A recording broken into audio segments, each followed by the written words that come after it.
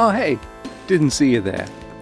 You know, as much as I love the computer graphics, I sometimes find myself wondering how these things actually work. The device you're watching this on right now, how does that work? In this series, we're going to dig into the fundamentals of computer system design. Registers, flip-flops. I mean, I know flip-flops, you put them on, you walk down the road to the shops, whatever. We're going to go from the ground up. Let's jump in. It's actually pretty fun. Okay, so here we are in our environment, in my garage, here in my garage, and we're going to need a few things.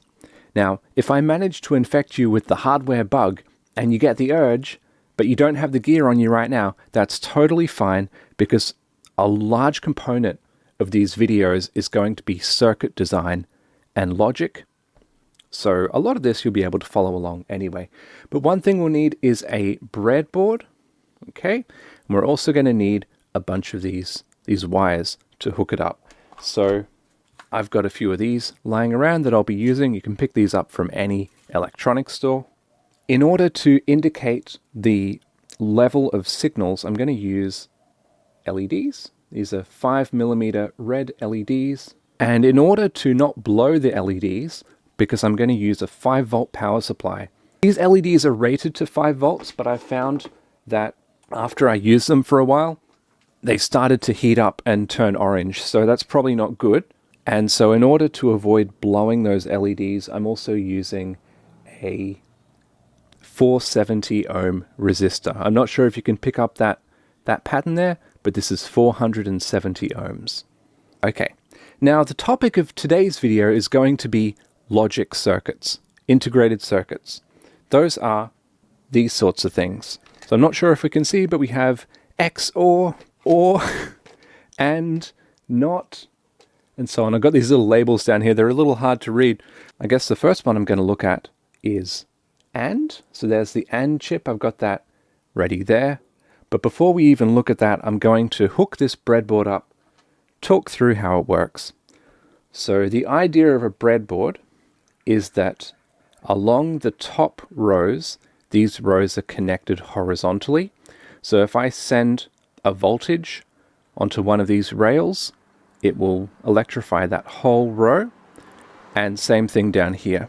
Send a voltage to one of these rails, it will electrify that whole row. Now, if I want to also send the same voltage to the bottom rails, all I need to do is hook that up with a line. So we can see, double check my own work, that blue should be going to blue, yes, and red goes to red. Okay. Now, along these rails, they go by column. So if I send a voltage to any pin along this column, that whole column will take that same voltage. And the way we can connect two columns together, for instance, if we want to split a signal, is we just run it across to another column. Let's get an LED up and going. So I have a 5-volt power supply. These things are a little finicky, but I just hooked that up to some pins. Put that in there, and now my whole whiteboard is magnified, electrified. Zzzt. Just kidding. No, it's 5 volts. It's perfectly fine. I could lick this stuff if I want. Side note, do you guys remember when you were kids licking batteries? I used to lick 9-volt batteries. That was a little much. So this is all hooked up. Let's get an LED in there. So the trick with these LEDs is the long wire goes to the plus 5 volts. And of course these wires can get cut. So if you look at the back, there'll be a round, I don't know if this is coming through very well, but there'll be a round side and a flat side. The flat side goes to ground.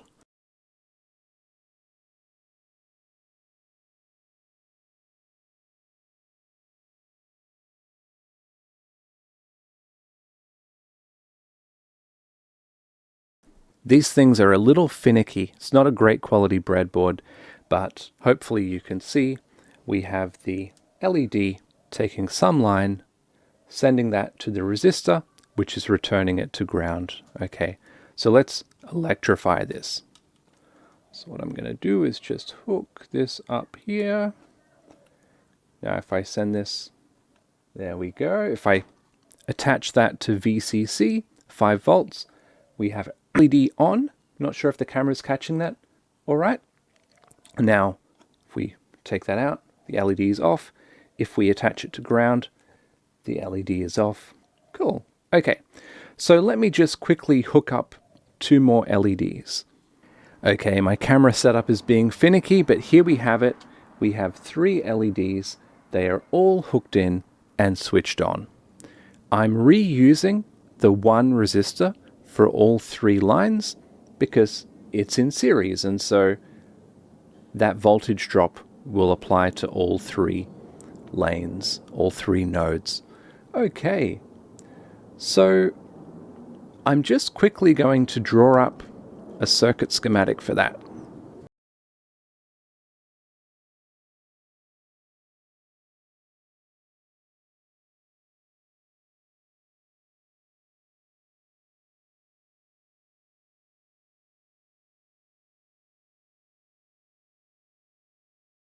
Super simple. So actually at the moment this LED is not connected. So there we have it. We have our voltage source and it goes through. We have a switch on these 2 LEDs. I'm calling that a switch. They all go into the same resistor. That all goes back to ground. Excellent. Okay, so on to the chips.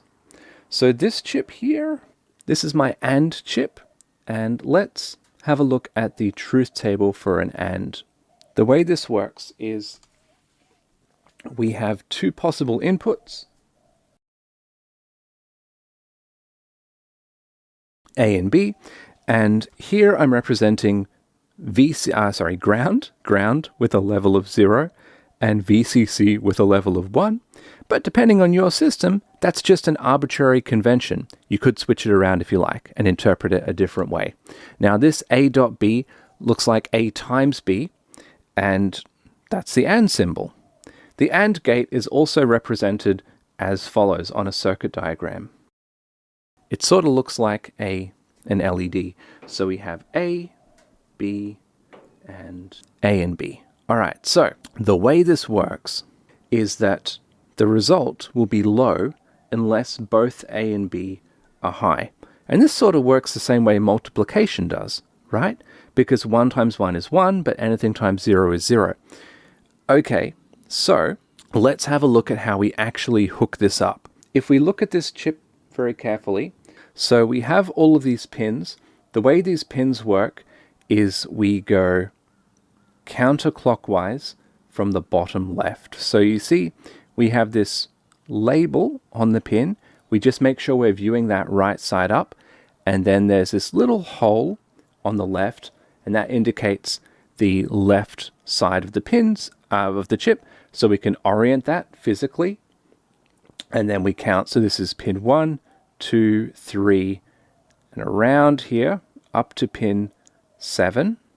And then 8, 9, 10, up to 14. Okay, so I'll just put this in place.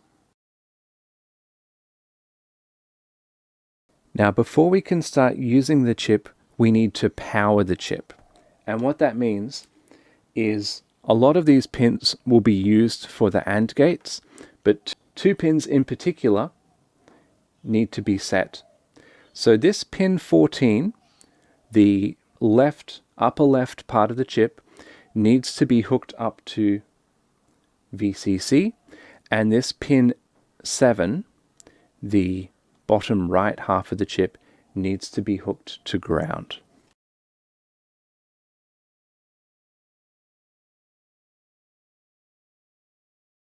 Okay, so now at this point the chip should be receiving power, should be switched on, ready to go, listening for inputs, providing outputs. But there's something I haven't talked about, which is what is the actual internal layout of this?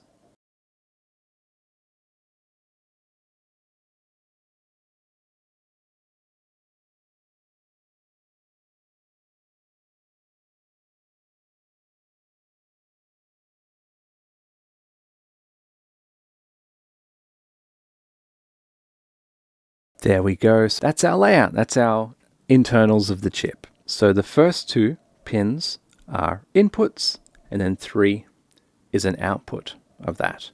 And yeah, always consult the datasheet of whichever chip you're using. So what I'm going to do is I'm going to hook this up. So I'll call this left one my A signal, and then right one my B signal. Then this will be my output, A and B. I'll hook that up to the chip, to the first gate, and we'll see if it's behaving as we expect.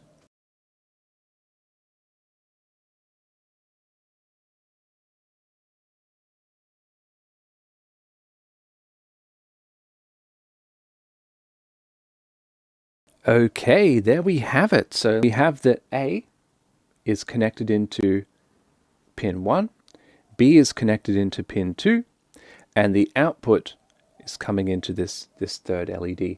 So see right now, we are in the bottom row of this table. A and B are on, so is the output.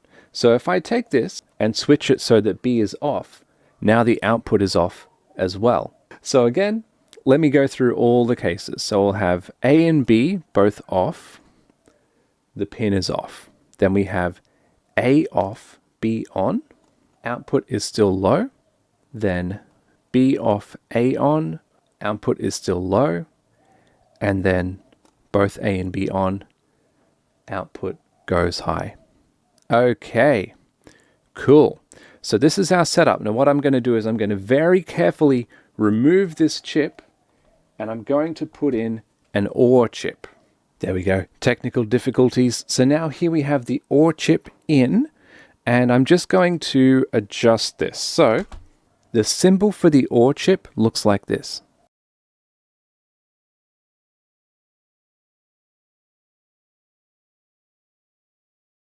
Great, just like that. And in logic, that's denoted as a plus. And here's how this works. So the OR chip switches on if one or the other is switched on. Let's enumerate. So if I go through these cases, I'll switch both of them off. Okay, so A and B are both off, and the output is off. Okay, now I'll switch A on, the output goes high. Now I will switch B on, but not A. The output goes high, and I'll switch them both on, and the output stays high. Excellent. Now this is contrasted with the exclusive OR chip. Let's have a look at that one. Here I've got my exclusive OR in place. You know, the only thing I've been doing is switching out these chips. So exclusive OR is pretty similar to OR. The symbol just has this extra stroke on the end. That's a little messy, so I'll just rewrite it here. And in logic, the symbol is a plus, but just with this circle around it. Now, exclusive OR is triggered if one or the other, but not both, right? It's exclusive to one signal or the other, okay? So the only difference is if both of them are on, the output will be low. So let's go ahead and step through the different cases. At the moment, both A and B are low. Now, if I switch A to be high, then the output is high as well. If I switch B to be high, the output is high as well. And if I switch them both on, the output goes low. Now, I just want you to note something. Before, it was fine for me to just pull this pin out and the chip would behave as expected, mostly. But that's not universally true. There are actually sort of 3 states in binary. There's VCC, ground, and then there's not plugged into anything. And if your line is not plugged into anything, the result is unpredictable. In this case, I guess it's taking it to be high. So what I need to do is explicitly set that down to ground, and then the circuit behaves as expected. There's one more that I'm going to look at, and then we'll sort of do an exercise to put it all together. So that one is not, and it's very simple. It just inverts the signal. That is represented in circuit diagrams with that diagram there, and the internals of the chip are as follows.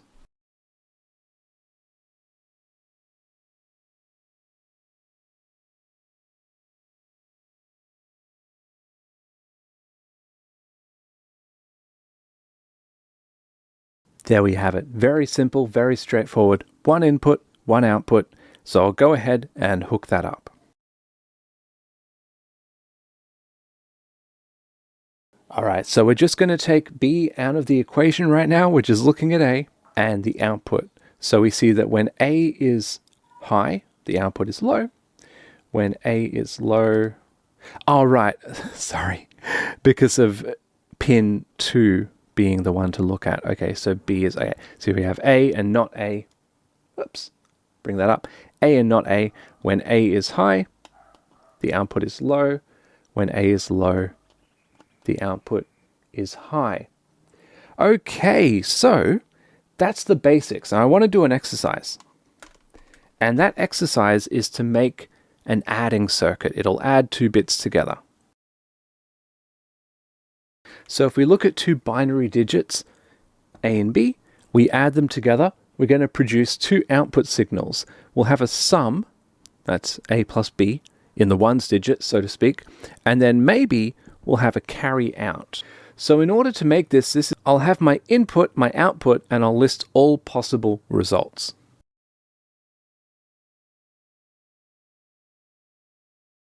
So when I have 0 plus 0, that number is 0, and so we have both a sum of 0 and a carry out of 0. Now if I take 0 plus 1, that number is 1. Again, 1 plus 0, that solution is 1. And then we have 1 plus 1. There we have it. Okay, so now remember that our machine will have some output and some input. So I want to develop formulas for each component of the output in terms of the input.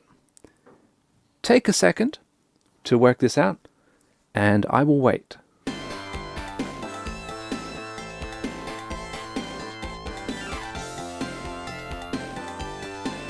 All right, how did you go with that? Did you get it? That looks pretty good. Okay, so if we look at the S column here, this is basically the pattern for exclusive OR. So we can say, all right, this will be exclusive OR between A and B. And then if we look at the pattern for carry out, that is the pattern for AND. And so if you got that, that is excellent. All right. So just draw a basic diagram here. Let's say we have A and B. We'll take a line. That'll produce my sum. And then that will produce my carry out. Not sure if that's, there we go, carry out. All right, cool. So let's go ahead and build this. Okay, so look, this is not going to win any awards for prettiness, but here is my adder. Now, going from left to right, we have the inputs A and B, and then this is our carry out, this is our sum, and then these chips we have AND and exclusive OR. So the yellow line is A signal, the green line is B signal. So we take A signal, we send it to the AND to get the carry out. We also send it to the exclusive OR to get the sum. So at the moment, these are both low, so we have 0 plus 0 produces 0. Okay, now let's take 0 plus 1, we get 1. Let me just, does that help? I don't know. Okay, then let's take 1 plus 0, produces 1. And then finally, grand reveal, 1 plus 1. Oh, not to worry. I think that chip was fried. I checked it. It was fried. Okay, so 1 plus 1 is 2, right? That's a carry out of 1 and a sum of 0. Let's go through those again. Yeah, 1 plus 0, 0 plus 0, 0 plus 1. Perfect. Okay, so as a little bit of a homework exercise, and I won't go through this explicitly, this will be for you guys. Have a go at making one of these, or at least designing one of these, where we also have a carry in. All right, so that'll be it for now. I hope you had fun. I know I had fun doing lots of this physical debugging. All the best, and I'll see you again soon. Bye.